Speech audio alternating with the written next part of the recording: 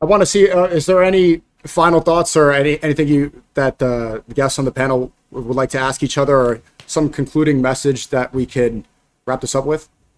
I'll start with Professor Zhang. Yeah, no, I mean, this has been a great conversation. Like, I love talking to Dave. You know, I think we think alike on many issues.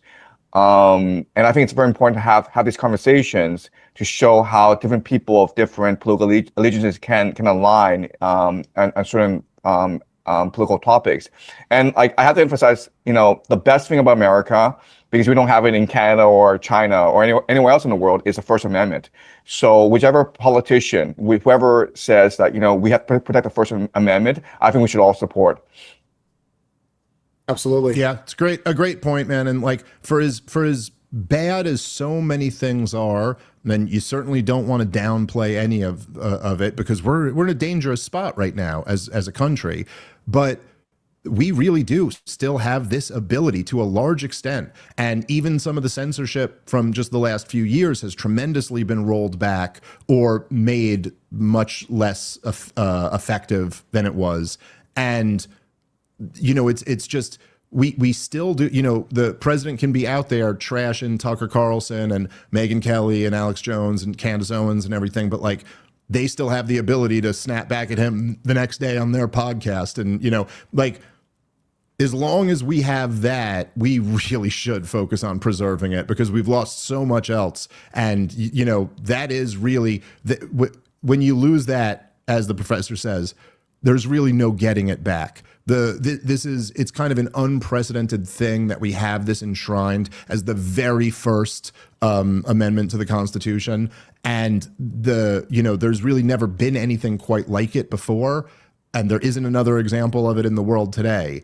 And so the idea that you think you lose that, you know, the odds of you getting it back are slim to none. So that is, I completely agree with that. Whoever's on the side of free speech here always is the good guy in my book.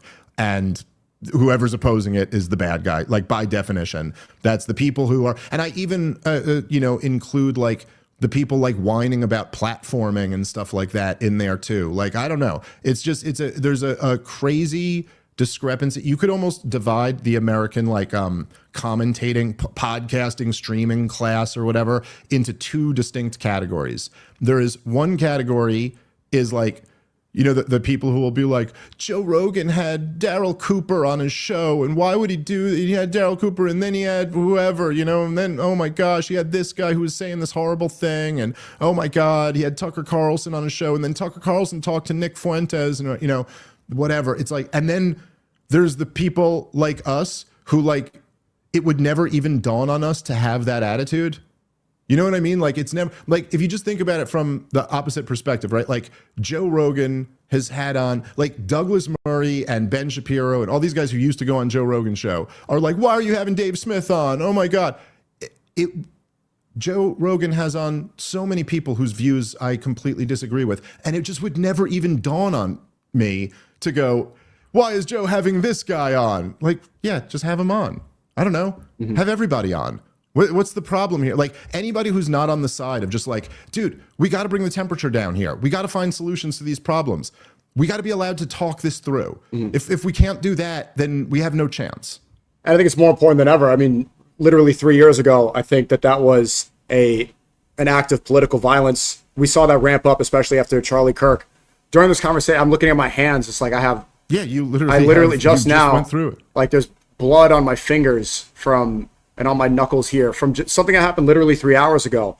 More people in Gen Z are afraid to have these conversations because they know the outcome. So it's more important than ever to support these conversations. And I look forward to having more panels and reaching out to more people having this sort of dialogue. And let's encourage this more, because although we do have these rights, they're trying everything they can to stop us from using them.